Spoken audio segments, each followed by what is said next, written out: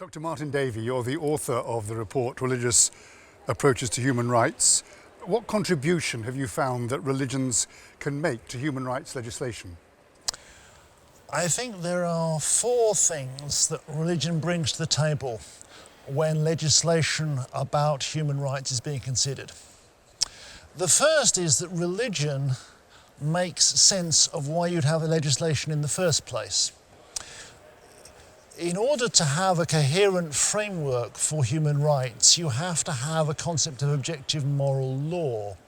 And that is something that religions provide you with in a way that a materialistic worldview simply cannot. This was a point made by Arthur Leff in his book Unspeakable Ethics, Unnatural Law. Just as C.S. Lewis argued that you cannot be rational without being religious, so I would argue that you cannot have a coherent approach to objective morality and hence to the need for human rights without a religious conviction.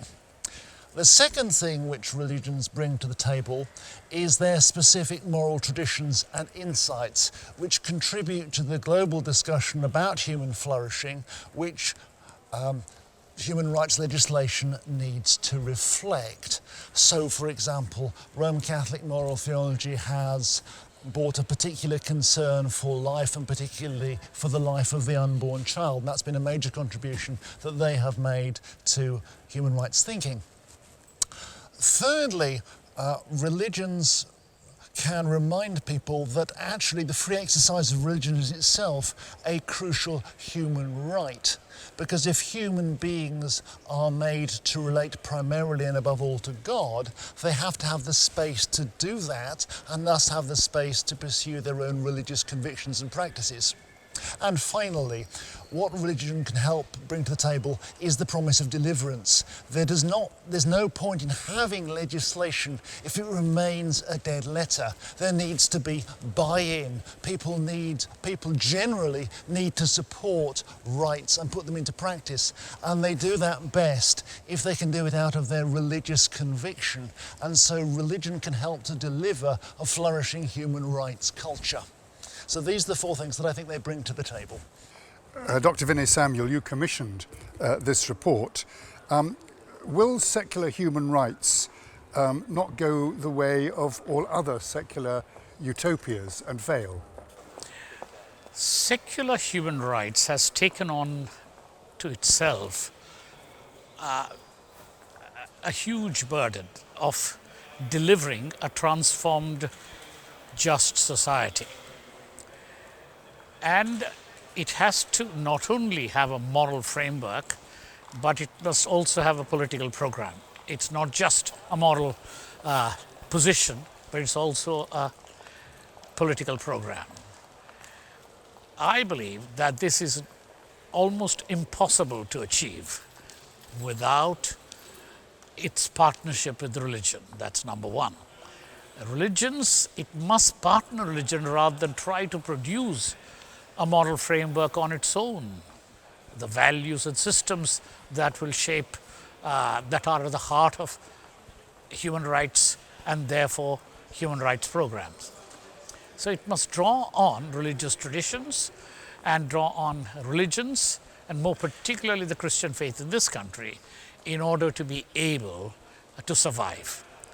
Secondly, I think it must limit itself instead of trying to take on every possible right, every possible political program and convert it into a right and promote it as a right.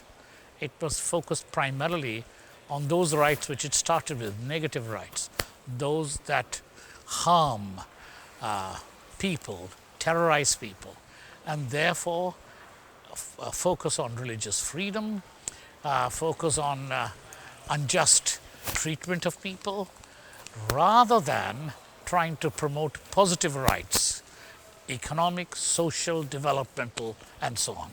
If it does that, it will fail. Mary Douglas, you're part of the committee that had the inspiration for this report. How does the Judeo-Christian faith provide a framework and foundation for human rights?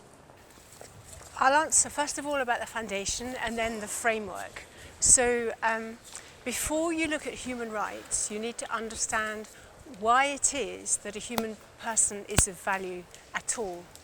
And interestingly, the Judeo-Christian understanding of a human being is a higher account than any other religion and higher than secular humanism. So for a Judeo-Christian, we are created in the image of God, and we are sons of God, as compared to Islam, where we're subjects of God, and therefore our value in Islam is conditional upon our obedience. But for Judeo-Christian, as sons of God, we have unconditional value to the Creator God who is our Father. Christianity also adds to that we are worth to God the worth that He places on us when He comes Himself as Jesus Christ to pay the price for us. So the worth that God places on us is Himself. We therefore have infinite and unconditional worth, and that is the highest account of a human being, and therefore the strongest foundation for human rights. So that's the foundation. In terms of the framework, the joy of Judeo-Christianity is that it is a guarantor of freedom of religion for all, even those who want to have no religion, those who want to have a different religion, because the core of Christianity and Judeo-Christianity is our relationship with God. God seeks an authentic relationship with us, and free will and freedom of choice is a necessary prerequisite for that.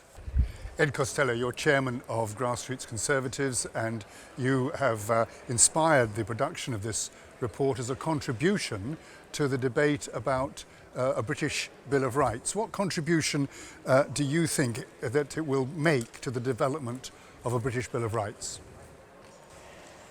I think that by drawing on the proud history of religious influence on rights within this country over the last 2,000 years, it will ensure that there is a balanced debate and a balanced contribution to what is otherwise an agenda which could be at risk from militant atheism, secularism, and so on. This country is fundamentally a Christian country. That does not mean that everybody goes to church on Sunday, but it does mean that our basic principles rest on our Christian, Judeo-Christian traditions.